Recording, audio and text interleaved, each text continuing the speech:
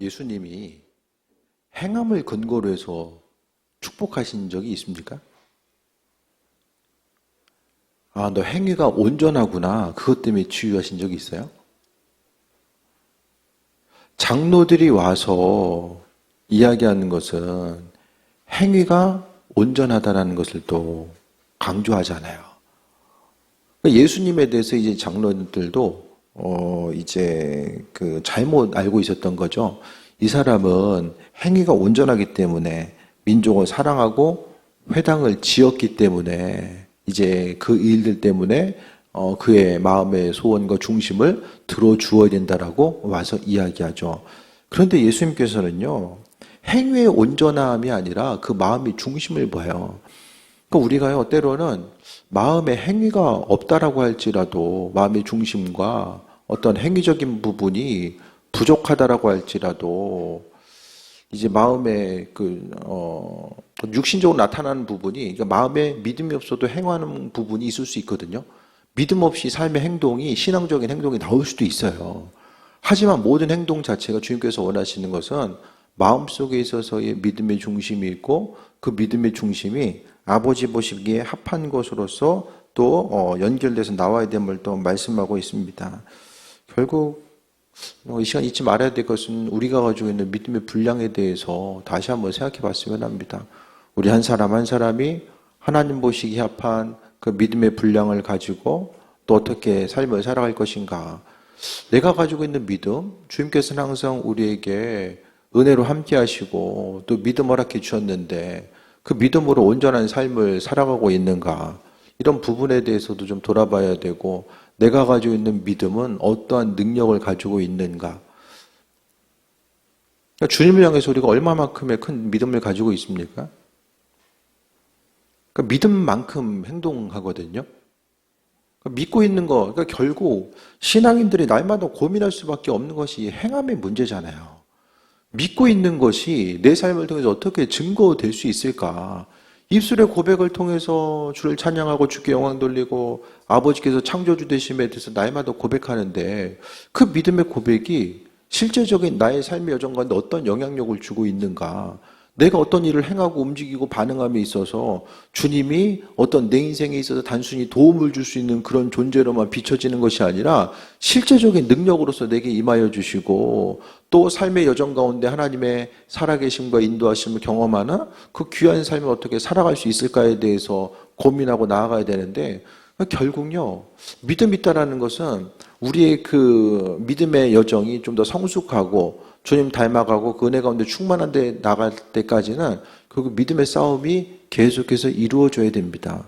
내가 이것을 해야 되나 말아야 되나, 믿음으로 살아가고 믿음으로 반응해야 될까?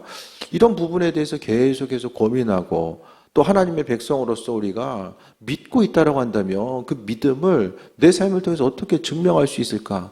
그 증명하는 것이요, 어떤 크고 거창한 것, 날마다 어떤 순교의 현장 앞에 놓여 있는 것이 아니라 순간순간 삶의 여정 가운데 우리가 선택하는 것들이 있잖아요. 무엇을 선택하고 어떻게 반응해야 될 것인가? 이런 부분에 대해서 좀 고민하고 나아가는 거죠.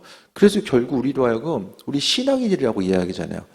믿는 이들, 신앙인. 우린 단순히 그냥 어떤 종교 생활하는 종교인이 아니라 신앙인인데 그 신앙인이라고 한다면 우리로 하여금 기쁨과 소망함을 가지고 살아가고 또 생명력을 가지고 온전한 삶을 살기 위해서는요, 주님 원하시는 온전한 그런 믿음이 있어야 되고 믿음의 행함이 있어져야 되는데 오늘 본문에서는 6절에 보니까 예수께서 함께 가실새 그의 집이 멀지 아니하 백부장이 벗들을 보냅니다.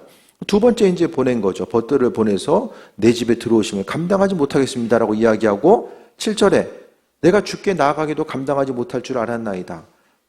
주님께 나아가기에 정말로 스스로 부족한 존재임에 대해서 또 고백하고 있고요. 그러면서 이제 이야기하는 것이 말씀만 하사 내 하인을 낫게 하소서라고 합니다. 우리가 이제 계속 들어왔기 때문에 그냥 알잖아요. 아, 그냥 말씀만 하셔도 주님께서는 치유하시는 분이다라는 것에 대해서 아는데 계속해서 들어왔는데 예수님 당시에 이렇게 생각했던 사람이 누가 얼마나 있을까요? 어떤 안수기도나 직접적인 기도의 모습 없이 예수님께서 치유하신다라는 것에 대해서 그 믿음을 보인 사람이 누가 있을까? 결국 백부장은 누구예요? 창조적인 믿음의 소유자입니다. 이전에 없었던 것들을 만들어낸 거죠. 그 창조적인 믿음의 소유자가 또 있죠. 혈류병 걸린 여인. 옷자락만 만지면 낫겠구나. 그러니까 그 사건 이후에 많은 사람들이 예수님의 옷자락을 만지기 위해서 이제 몰려들었던 거고요. 그러니까 말씀만 하셔도 낫겠습니다라고 하는 것은 이전에는 이와 같은 믿음의 분량을 보인 사람이 없었다라는 거예요. 그러니까 우리가 살아가면서 우리 믿음이 어떤 고정관념 가운데 갇혀서 내가 이렇게 해야지만이 주님께서 이렇게 하시겠지. 신앙생활하면서 여러 가지 고정관념이 있잖아요. 믿음 생활은 이렇게 하는 것이고 수고하고 헌신한 이런 거야. 그렇게 나름대로 이제 갖게 되는 고정관념들이 있는데 그것이 아니라 아버지께서 바라시고 원하시는 일들이 무엇인지를 또 생각하고 돌아볼 때마다 잊지 말아야 될 것은 믿음의 여정이 사실은 날마다 좀 새로워져야 되거든요. 계속해서. 어제 신앙생활, 어제 알고 있었던 주님의 모습을 가지고 오늘 살아가는 게 아니라 날마다 새로워져야 된다는 거예요. 그래서 우리가 지금 예수님에 대해서 지금 얼마나 알고 있는가. 우리가 생각하고 좀 고민하는 거. 참 우리가 인생 살면서 이제 먹고 사는 문제 가지고 얼마나 많이 고민합니까? 박 집사님 많이 고민하셨죠? 네. 다들 인생의 문제 가운데 얼마나 많이 고민이 있어요. 근데 정말 우리에게 중요한 문제는요, 좀 믿음 가지고 고민을 좀 해봐야 된다는 거예요. 믿음의 여정 가운데 좀 그 고민을 멈추게 되면요, 신앙생활은 더 이상 발전이 없어요. 예를 들어서 이제 저기 뒤에 제빙기에다가 얼음 물 떠다 놓잖아요. 물 떠다 놓고 이제 한 일주일 내내 그냥 물 안 가고 이제 그 물만 계속 있는 거 가지고 좀 계속해서 좀 깨끗한 물로 좀 갈아주고 해야 되잖아요. 그러니까 어제 알고 있는 예수님을 오늘도 만나는 것이 아니라 오늘 좀 새롭게 기대감을 가지고 만날 수 있는 그 은혜들이 있잖아요. 어제 알고 있는 주님, 그저께, 이전에, 심지어는 10년 전, 20년 전에 만났던 주님을 그대로 새롭게 사람이 살아있는 그 누군가와 교제한다면은 그 하루의 삶을 통해서 날마다 새롭게 알아가는 부분들이 있잖아요. 야, 저 사람 이런 부분이 있었구나, 이랬네. 아, 예전에 알고 있었던 부분이 조금 더 구체화되는 부분도 있고 이 모양 저 모양으로 이제 새로워지는 부분이 있는 것처럼 믿음의 여정은요, 주님에 대해서 좀 깊이 알아가고 또 기도 생활, 또 기도의 응답이라든지 주님께 예배하고 찬양하고 영광 돌리는 모든 것들이 뭔가 좀 새롭게 아버지께 나아가고 그 은혜 가운데 주님께서 허락하실 부분, 그러니까 내가 알고 있는 주님이 지금까지 알고 있었던 부분이 전부가 아닐 텐데 어떻게 하면 그 주님에 대해서 좀 새롭게 알아가고 그 믿음 생활 가운데서도 힘 있는 신앙, 기독교 신앙이 점점 더 힘을 잃어가지 아니하고 또 새힘 얻는 그 온전함을 어떻게 가지고 나아갈 수 있을까? 이전에 이랬기 때문에 지금도 그렇고 앞으로도 그럴 거야가 아니라 정말 새롭게 주님을 어떻게 만나고 나아갈 수 있을까? 그래서 이 백부장은 이전에 없었던 창조적인 믿음을 보여줍니다. 말씀만 하시면 눈에 보여지지 않는, 그러니까 물리적인 상황에 대해서 넘어서는 그 은혜와 충만함을 누릴 수 있겠다라고 하는 그 믿음의 고백을 하게 되는 거죠. 그러니까 예수님의 말씀의 권위를 인정한 거예요. 주님께서 여전히 말씀하시고 인도하심에도 불구하고 우리의 삶의 모습이 전혀 주님의 능력과는 상관없는 삶을 살아가고 있지는 않은가. 예를 들어서요, 우리가 기도한다고 해서 하나님이 100%다 응답하시진 않거든요. 우리가 기도한 대로 하나님이 100%다 응답하시지는 않으세요. 우리가 기도하는 모든 것들이 다 우리 인생 가운데 유익이 되는 게 아니잖아요. 기도한 것마다 다 응답받았다고 생각을 해보세요. 그 중에 실수로 우리가 간구한 것들이 없었을까요? 분명히 있었을 거예요. 내가 간구한 기도 제목들 응답이 되지 않는 것이 오히려 우리에게 유익이 됐던 것도 분명히 있었을 거예요. 어쨌든 우리가 새롭게 주님 만나고 그 은혜 가운데 세임 얻는 삶을 살아감에 있어서 저는 정말 권면드리고 싶은 것은 좀 믿음 가지고 고민도 하고 좀 갈등도 좀 해보고 넘어져도 보고 또 일어나서 또 달려가고 또 신앙생활 자체 그러니까 그리스도 예수 주께서 살아계심이 오늘 이 시간 내 인생 가운데 무슨 의미성으로 다가올 것인지에 대해서 좀 한번 돌아보는 그 은혜와 충만함이 있게 되기를 바랍니다. 그래서 우리는 어떤 창조적인 믿음을 가지고 나아갈 수 있을까? 창조적인 믿음. 그러니까 주님은요, 우리의 믿음의 선택에 대해서 기뻐하시고 은혜로 함께 하시는 것. 그 어떤 치유사역에 대해서 제가 훈련받을 때도 사람에 대해서 이제 치유의 기간이 좀 오래 걸리지만 하지만은 어떤 그 물리적인 한계, 그 시간적인 한계 때문에 오래 기도할 시간이 없는 거예요. 그러면 그 치유사역자의 선택에 대해서 하나님께서 또 인정해 주시거든요. 시간을 좀 단축해서 주님께서 좀 순간적으로 빠르고 강하게 역사하셔서 이 치유가 빨리 마무리되기 원합니다. 그러면 치유의 선포대로 또 하나님께서 그 만들어 가신 예들을 또 발견하게 됩니다. 그러니까 우리가 지금까지 이러했기 때문에 이러야 된다는 그런 그 고정관념이나 또 하나님의 능력에 대해서 우리 스스로 제한하고 있는 부분이 있다고 한다면 그 제한되는 게 왜 그런 거죠? 지난날에 힘들었던 거, 내가 이렇게 기도했는데 여전히 또 어렵게 똑같은 제목까지 기도하는 것. 기도응답이 됐다는 것은 인생에 있어서 가장 큰 기쁨인데요. 반대로 기도응답이 되지 않았다는 것은 믿음 생활에 있어서 하나의 걸림돌로 작용할 수도 있어요. 하지만 그 부분까지라도 좀 주님께 내려놓고 아버지의 선한 뜻에 대해서 간구하고 그 인도하심 받아 나아가고자 하는 이런 마음의 중심들이 있어져야 됨에 대해서 말씀드립니다. 말씀만 하사 낫게 하옵소서. 여러분이 알고 있는 주님은 어떤 분이십니까? 어떤 분이세요? 말씀하셔서 낫게 하시는 분이 또 내게 있어서요, 주님이 그와 같이 여전히 이 땅 가운데서 역사하시는 분인가?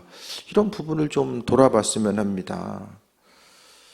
8절에 나도 남의 수하에 든 사람이요 내 아래에도 병사가 있으니 이더러 가라 하면 가고 저더러 오라 하면 오고 내 종들의 것을 하라 하면 하나이다. 백부장은 마을의 권세가 무엇인지를 알았다라는 거예요. 그것에 대해서 비유로서 이야기하는 거죠. 주님께서 우리에게 입술의 권세를 허락해 주셨다고 한다면 우리가 선포하는 거죠. 앞으로 나아감에 있어서 이제 하루를 시작함에 있어서 또 가족들이 하루를 시작함에 있어서 서로를 좀 축복해 주고 또 하나님께서 하실 것에 대한 소망 가지고 나아가고 이 일을 행할 때도 사단은 우리가 하는 것들 다 방해하잖아요. 하지 못하게 하고 기도만 하려고 하면 좀 문제들이 생기고 뭐 좀 해보려고 하면 어려움이 생기고 사단의 공격 앞에서도 우리는 그냥 믿음으로 선포하는 거예요. 아버지께서 주인 되셔서 우리의 삶을 이끄시고 인도하실 것에 대한 소망감 가지고 이 선포하고 나아가는 그런 부분들을 이야기합니다. 정혜영 의사님 기도하시려고 보니까 엄청 바빠지셨죠? 우리 함께 기도하려니까 엄청 바빠지셨어. 돈은 되겠지만은 엄청 바빠지셨어. 그러니까 여러 가지가 우리 인생 가운데 다 그냥 되어지는 게 아니라는 거예요. 하나하나 하나님이 세상을 창조하신 그 커다란 틀 가운데 창조 질서가 있거든요. 하나하나 아름답게 쌓아 올리셨어요. 그 창조 질서 가운데 이제 사단이 껴있게 되고 그 사단이 믿는 사람들을 방해하기 위해서 요 모양 저 모양으로. 그런데 어제도 제가 나눔 시간에 얘기했던 것처럼 사단이 했구나라는 사실을 잘 모르게 움직인다라는 거예요. 이거 누가 봐도 이거 사단 역사네. 사실 일상생활 가운데서는 그렇게 잘 보이지 않는다라는 거예요.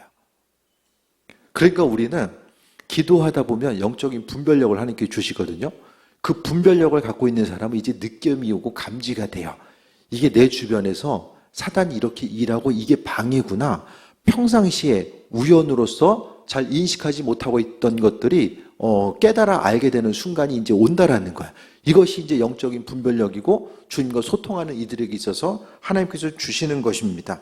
그래서 우리가 무엇보다도 영적인 질서 가운데 삶을 살아감에 있어서 주님께서는 그 창조적인 믿음에 대해서 보시고 주님께서 기뻐하셨는데 9절에 보니까 예수께서 들으시고 그를 놀랍게 여겨.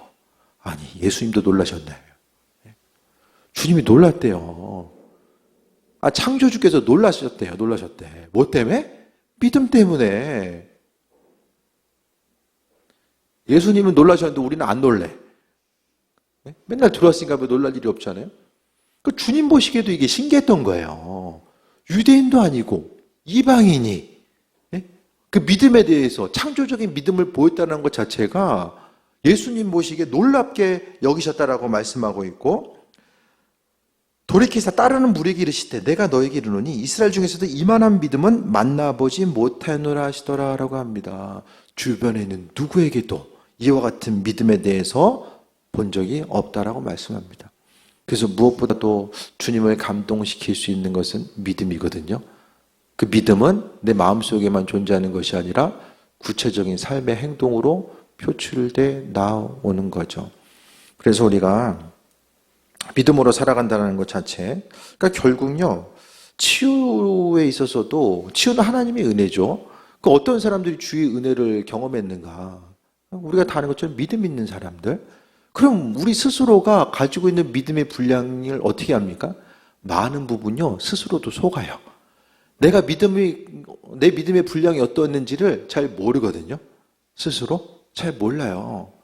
그러니까 외적인 신앙적인 행동을 하는 나 자신이 바로 그것을 근거로 해서 내가 얼마나 믿음 있는 존재인가를 스스로 생각하고 판단하는데, 하지만 실제적으로 바라봤을 때에 주님께서 우리 한 사람 한 사람을 향해서 믿음 있다라고 인정하실 때에 어떤 것 때문에 주님 저는 예배 드리고 예물 드리고 봉사하기 때문에 주님 믿음 있습니다. 물론 그것도 중요하지만은 일상 생활 가운데서요, 교회를 벗어나서 삶의 여정 가운데 믿음이라는 이 단어 자체가 내 삶의 여정 가운데 어떻게 영향력을 주는가. 오늘 본문에 보면 백부장에게 있어서 그 종이 질병에 걸리게 되고 그 질병이 치유받아야 되는 그 구체적인 삶의 현장 가운데서 그는 믿음을 보이고 그 믿음 때문에 인정받고 칭찬받는 온전한 사람으로서 비춰지게 됩니다. 그래서 우리가 주님의 말씀에 대해서 기억하고 주님의 말씀이 능력이라는 것. 그래서 이 땅 가운데 주님께 쓰임받고 치유받기를 소망하는 수많은 사람들이 있는데 구체적으로 쓰임받는 사람들이 있고 그 치유와 능력으로부터 벗어난 사람들이 있죠. 그 차이점에 대해서 또 돌아봤을 때 결국 믿음의 분량에 가는 것입니다. 여러분의 행함 자체는요, 가지고 있는 믿음의 분량만큼 지금 움직이고 있는 거예요. 믿음의 분량 자체가 구체적인 삶의 행동이 행하는 만큼이 분량이라니까요. 주님께서도 우리 행함을 통해서 우리의 믿음의 분량을 또 달아보시고 은혜 가운데 함께 하심에 대해서 또 이야기합니다.